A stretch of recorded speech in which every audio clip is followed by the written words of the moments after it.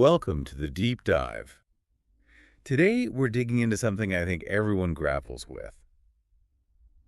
How do you stay motivated when you're learning something new? It's a big one. We've got some really interesting notes and a source document from a listener, actually, all about this challenge. Yeah, it focuses on the journey of a young woman named Lena from Ukraine and her experience learning English. That's right. But this isn't just about grammar or vocabulary. It's really about the universal ups and downs of going after any goal. Exactly. So, our mission here is to pull out the key lessons from Lena's story. We want to understand what kept her going, especially during those times when motivation just vanished. Right. We're looking for those insights that you can maybe apply to your own learning, whatever that might be. Think of it like mapping out the terrain of motivation. Let's unpack Lena's journey. Okay. So the source paints this picture of Lena in Ukraine, living a fairly quiet life, helping out at her mother's bakery. Her world felt contained. And the spark wasn't some big career ambition. It was simpler, more emotional. It came from watching a movie, A movie. Which one? The Intern. She had apparently seen it before, but this one time, a specific line just clicked. What was the line? You're never wrong to do the right thing. Mm-hmm. Hearing that in English, the source says it changed something for her. English stopped being just a subject, like in school. It suddenly felt like a potential bridge. A bridge. Interesting. A bridge to what? The source suggests it was a bridge to a wider world, maybe connecting with different kinds of people, imagining a future beyond her town. It gave learning English this personal, kind of inspiring meaning. That makes sense. That initial spark, that feeling of possibility. Mhm. So what did she do then? Jump right in. Oh, yeah. Dove in headfirst, according to the source. Signed up for an online course, joined a Facebook group for English learners, even started trying to keep a diary in English. Classic early enthusiasm. Totally. For a few weeks, she had that feeling like, I can do this. I'm unstoppable. That energy feels amazing, doesn't it? Like it'll last forever. It really does. But, well, reality bites, right? The source shows the first dip came pretty fast. The dip. What happened? Just life, oversleeping and missing online lessons, the Wi-Fi being unreliable. Then, unexpected extra shifts at the bakery started eating into her study time. Right, the friction of everyday life just grinding against the new routine. Exactly. And the source notes that, within a month, she realized she hadn't even logged into her course for almost 2 weeks. Ouch. And that's when that little voice started. Maybe I'm just not good at this. The initial excitement was already sputtering out. Yeah, and that's such a critical point, isn't it? Where people often think, well, the motivation's gone, so maybe this isn't for me. Precisely. But the source offers this lovely image here, something her grandfather used to say. Oh, what was that? You can light a fire again, even with cold hands. All you need is one match. One match. I like that. So what was her match in that moment? Was it a sudden surge of motivation? No, not really. It was smaller, more intentional. The source says she just picked up her notebook and wrote down one sentence. What did she write? I am not done yet. Wow. Simple, but powerful. It's not about feeling it. It's about deciding it. Exactly. And the source really emphasizes this shift. She wasn't trying to recapture that first burst of energy. Instead, she went back to the source of the original spark, the movie. The Intern again. Yeah. She started watching little scenes, pausing, repeating the dialogue. Slowly, painstakingly even. So building a habit around the inspiration itself. Right. It wasn't about feeling motivated. It was about showing up, reconnecting with why she started, even in this very small, deliberate way. That was her lighting the match. Okay, so she found her way back by focusing on the movie and that simple declaration. Did she start building other routines from there? She did. As that small habit took root, she began adding layers. The source mentions 30 minutes of audio lessons while she was doing chores, watching videos but with English subtitles on this time. Making it part of her day. Yes, and finding a speaking partner online, Sophia from Brazil. This period, the source describes it as building momentum. She was starting to feel proud of the consistency. That's great. Consistency building confidence. Yeah. But I have a feeling the struggles weren't over. Not by a long shot. The source details how things got really tough again. Winter came, darker mornings, longer hours at the bakery, just feeling drained. The winter slump combined with work pressure. Lethal combo. Totally. Her study time started shrinking again.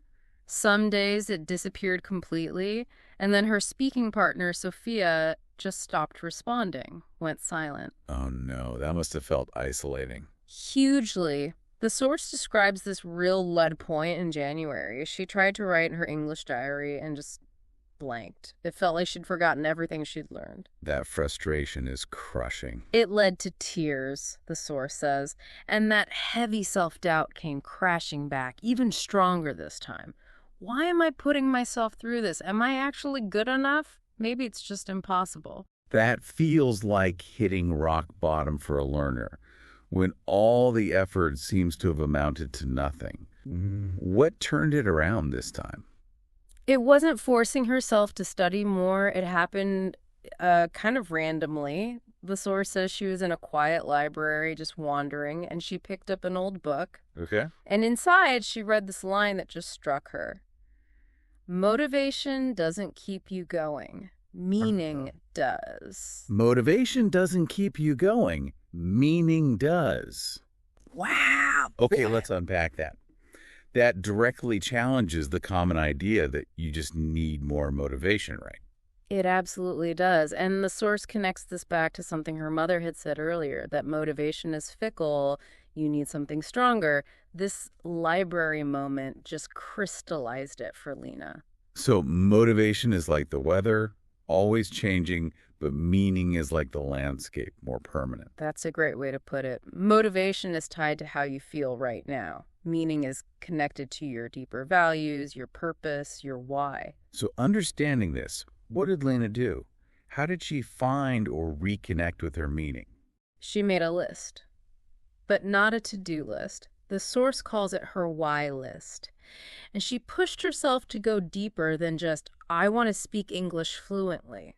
What kinds of things were on this deeper list?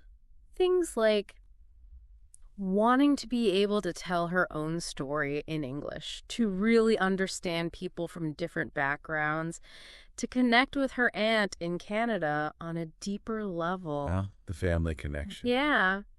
And also things about herself becoming braver, growing beyond her current circumstances, maybe even being able to teach or help others someday. These are really personal anchors. That reframes the whole thing, doesn't it? It's not just about mastering grammar. It's about personal growth and connection. Exactly. And this deeper why became her new foundation. But crucially, the source points out, she didn't just sit around waiting to feel motivated by this meaning. Right. The insight is useless without action. Precisely. She paired the why with creating tiny, almost ridiculously small systems, things she could do regardless of how she felt. Like what? Like listening to an English podcast for just 10 minutes while brushing her hair, learning 5 new vocabulary words during her lunch break, repeating a few English phrases to herself before falling asleep. 10 minutes, 5 words. That sounds almost too small. But that's the genius of it, according to the source. These tiny habits kept the engine idling, even on days she felt zero drive. Progress might have felt invisible, but she was still engaging, still showing up. The act itself reinforced the commitment. And kept the connection alive. Yes. And the source notes, kind of poetically that it was right after establishing this routine, logging back into her platform just because it was time, that she saw a message from Sophia, her speaking partner, after weeks of silence. A small sign the connection wasn't lost. It's huge. Shifting from feeling overwhelmed to just focusing on the next tiny step. So what happened next? Did things start to click more? The source really highlights the impact of recognizing small wins. She started consciously looking for and acknowledging tiny moments of progress. Can you give an example? What did that look like? There's this great little story in the source about a tourist at the bakery. He was clearly confused, trying to ask for a specific cherry pastry, struggling with the language. Sure. Lena, even though her heart was pounding, stepped in. And using her English, she managed to understand him and help him get exactly what he wanted, just a 2-minute interaction. But I bet it felt massive to her. Absolutely monumental. The source quotes her thought. Today I helped someone in English. Me. I did it. It wasn't about perfection. It was about successful communication. Real-world proof her efforts were yielding something. And the source says she started actively seeking these out, like collecting evidence. Kind of. She started hunting for these quiet victories. Understanding a punchline in an English comedy sketch. Using a new phrase correctly in her diary. Writing a short paragraph without reaching for the dictionary immediately. It sounds like these build confidence more than motivation, maybe. That's exactly the point the source makes. Motivation ebbs and flows, right? But confidence is built brick by brick through these demonstrations of competence, even tiny ones. Confidence is a steadier fuel. That makes sense. And she even created something called a victory jar. A victory jar. Tell me more. Yeah. Every time she had one of these small wins, like understood a really fast part of a podcast or spoke up in English, even when she was nervous, she'd write it on a little slip of paper and drop it in the jar. Oh, I love that. A physical reminder of progress. Exactly. Tangible proof against that feeling of, I'm not getting anywhere. And this source mentions a particularly significant small win that went in the jar. She wrote a short essay about her learning journey, including that bakery tourist story, for an online blog. And it got published. It did. Her first time ever being published in English. That went straight into the victory jar. It showed how those tiny steps could actually add up to something bigger. Okay, so she's got her deep why, her tiny systems, her victory jar. Surely smooth sailing from here. You'd think so, wouldn't you? But the source is very clear. The path is never straight. Even with all these tools, she hit another major wall. Oh man, when was this? In April, after months of really intense work at the bakery, she was just completely burned out, utterly exhausted. And the English studies suffered. Everything suffered. English felt impossible. She looked at her own notes, and they seemed like a foreign language. Motivation wasn't just low. The source says it completely evaporated. And the negative thoughts came roaring back. Louder than ever, feeling totally alone in it, thinking things like, this is just too hard, you're wasting your time, you'll never be truly fluent. Just stop trying. That feeling that this time the wall is just too high. What got her through this one? Did she push harder? No, and this is key. The breakthrough wasn't about more effort. It was about pausing. The source highlights two crucial things she did. Okay. First, she stumbled upon her victory jar again. Just looking at all those little sticks of paper, reminding herself of how far she had come, that she wasn't starting from zero. Right, perspective, remembering the journey already traveled. Exactly. And second, instead of forcing herself to study grammar or do drills, she allowed herself rest and joy. Joy. She listened to old songs she loved in English, but just for the pleasure of it. She rewatched a favorite funny video clip, not to analyze the language, but just to laugh and enjoy it. Reconnecting with the enjoyment of the language, not just the effort. Precisely. The source makes this really insightful point. Learning needs joy. It can't sustain itself on sheer willpower forever. Sometimes you need to step back, let your brain breathe, and just be with the language in a pleasant way. So pausing isn't failing, it's refueling. That's it. And the proof that this worked came shortly after. The source describes her helping some tourists again, this time finding the train station. She gave directions, more naturally this time, less self-conscious, and they said, "Wow, your English is really good." And the source notes that this time, Lena didn't brush it off or doubt it. She actually believed it, that quiet acceptance of her own progress, that was the real breakthrough. That's huge. Believing the compliment. Yeah. And the source reflects on this phase beautifully. Every wall she faced was not a dead end. It was a place to pause, reflect, and climb again. I love that. A place to pause, not a place to stop. So this renewed belief, where did it lead her next? It pushed her towards tackling a major fear. Spontaneous speaking with strangers. Ooh, scary territory for many learners. Definitely. Her online partner, Sophia, suggested she join this online speaking group.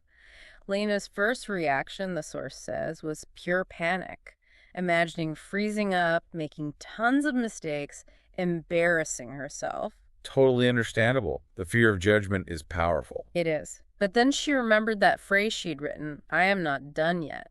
And maybe another thought kicked in, like, if this scares me, maybe it's exactly what I need to do. Leaning into the discomfort.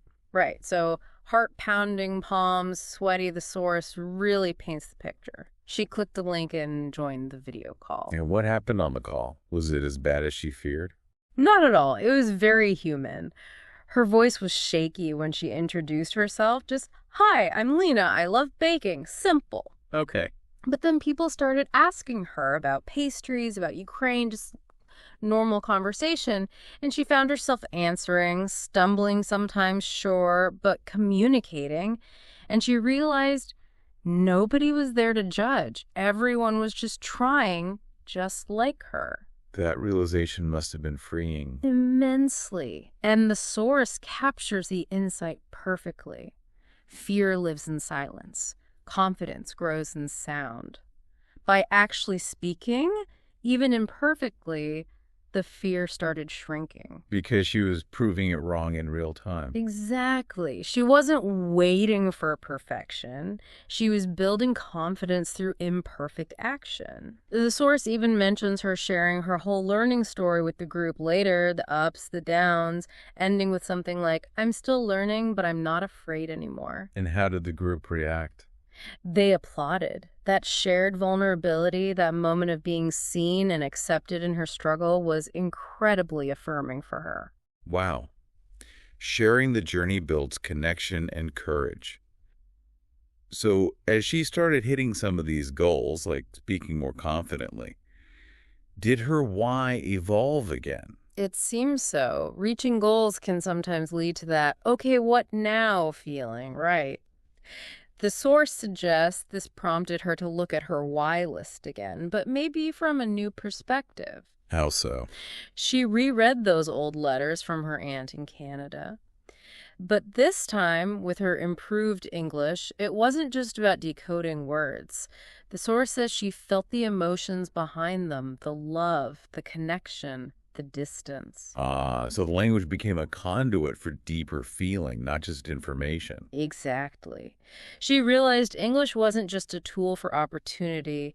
It was a true bridge to family, to shared history, to understanding her loved ones more deeply, and also a bridge to this braver version of herself she was becoming. The meaning deepened beyond the practical. Absolutely. The source calls this her profound why. And this wasn't just internal. She started encouraging others in her speaking group to articulate and share their deeper whys too, creating this really supportive environment built on shared purpose. Motivation was less about external goals and more about this internal compass.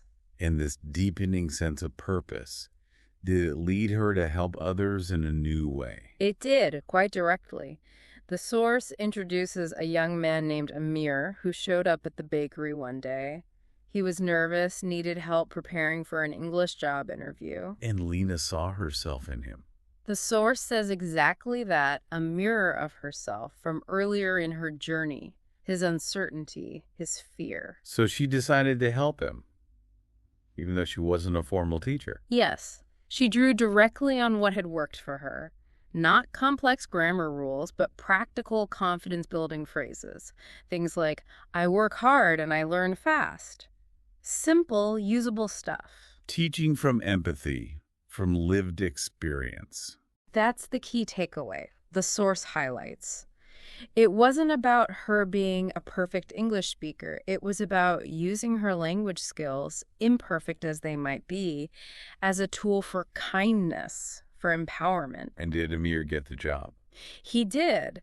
And when he came back to tell Lena, his words, according to the source, were really telling. He didn't just say, I did it. He said, no, we did it. We did it.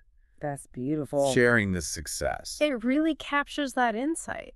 Learning is powerful, but sharing it, using it to lift someone else up, that's truly transformative. Helping Amir wasn't just nice, it reinforced her own skills and purpose. It was like lighting the path for others, as the source puts it. That idea of lighting the path connects back to the letters too, right? Yes, perfectly. The source revisits the letters from her aunt. Lena reads them again, now fully understanding and feeling the connection across the distance. And then she sat down and wrote back. In English, not worrying constantly about mistakes, but trusting herself to communicate, to connect. That's a huge milestone, sending that letter. It symbolized the whole journey, the source suggests.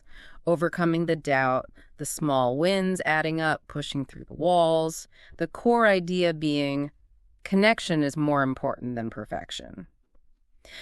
She wasn't just a student anymore, she was a communicator, bridging that distance with her own words. It sounds like she reached a really solid place. Surely, after all that, motivation wasn't an issue anymore. Well, the source keeps it real. Even after achieving so much, life happens. There was another period later on, after a particularly grueling stretch at the bakery, where she just stopped. Stopped everything. English related. For about 3 weeks, yeah. No listening, no speaking group, no diary. And the feeling this time wasn't panic, the source notes, but a kind of deep weariness and indifference, almost like she just didn't care anymore. That numbness can feel even worse than the active struggle sometimes. It really can. And those negative thoughts tried to creep back in. See, you hit your limit. You're not someone who finishes things. But something was different this time. What was different? Her response. Instead of fighting the feeling or trying to force motivation, the source describes her sitting quietly, thinking back over the whole long, winding path she'd already walked. Reflecting on the journey again. Yes. And this quiet thought came to her. What if this dip, this feeling of wanting to quit, is just part of the journey too? Not a failure, just another phase to navigate. Acceptance, not resistance. That's a recurring theme. It is. And she wrote another simple sentence in her notebook, reminiscent of the first one, but different. I'm tired, I feel like quitting, but I won't. Just acknowledging the truth of the moment, but reaffirming the commitment. Exactly. And her plan wasn't some heroic comeback. It was incredibly simple, sustainable. 10 minutes a day. Anything English. No pressure. Just maintain contact. Back to the power of tiny, consistent actions. Always. And the source highlights a quiet victory here, telling a friend about this period, saying, yeah, I had a really rough few weeks, but I didn't quit. There was strength in that simple persistence. It wasn't about fireworks. It was about finding this quiet faith and just keeping going. I'm not done. And often, it's during those periods of quiet persistence that unexpected opportunities arise, isn't it? The source provides a perfect example of this. First, a regular customer at the bakery, Mrs. Cohen, just casually remarked how much Lena's English had improved, how clear she sounded now, a little external validation. Nice boost. But then, the big surprise, an email arrived. That essay she'd written for the blog, the one from the Victory Jar about the tourist. It had been selected for presentation at some kind of international online event. They invited her to speak live. Wow. From feeling like quitting to getting an international speaking invitation. Incredible, right? The source captures her mix of sheer terror and thrilling excitement, practicing the speech, doubting herself, but pushing through anyway. How did the speech go? She delivered it, the source says, not rigidly from notes, but from the heart, sharing her real story, the struggles, the small wins, the meaning she found, her honest, messy, human journey. And the audience reaction. People were moved. The feedback wasn't just, good job. It was things like, you inspired me today. And this brought another realization for Lena, highlighted by the source. You never know who's watching your quiet effort. That persistence, even when no one seems to notice, can ripple outwards. That's powerful. And this experience, along with helping Amir, seemed to solidify something for her. Yes, the source shows teaching, or maybe more accurately, guiding others, becoming a stronger part of her purpose. She started inviting local teenagers to the bakery after hours to practice English conversation. Creating her own little English circle. Exactly. Nothing formal. She wasn't a certified teacher. She just shared her own experiences, what worked for her, what didn't. Teaching based on empathy, on having walked that same path of struggle and doubt. Using her journey as the textbook. Pretty much. Amir apparently called her a natural teacher. She was building confidence in others, bridging worlds right there in her community simply by sharing what she'd learned and being relatable. And all this growth, this impact, it led to a crossroads, didn't it? It did. The source describes the next chapter beginning with an unexpected offer, a job as an assistant teacher at a language school in the main city. A real step up, but also a huge leap out of her comfort zone. Wow. Big decision. Yeah. Leaving the bakery, the town. Huge. The source talks about the fear, the uncertainty, but she went back to her why, her love for learning, her passion for growth, and this newfound purpose in inspiring others. She decided to take the leap. Packing her notebooks and her courage. And her victory jar slips, probably. The source frames it not as an ending, but as only the beginning. So the journey continues, even in this new chapter. Absolutely.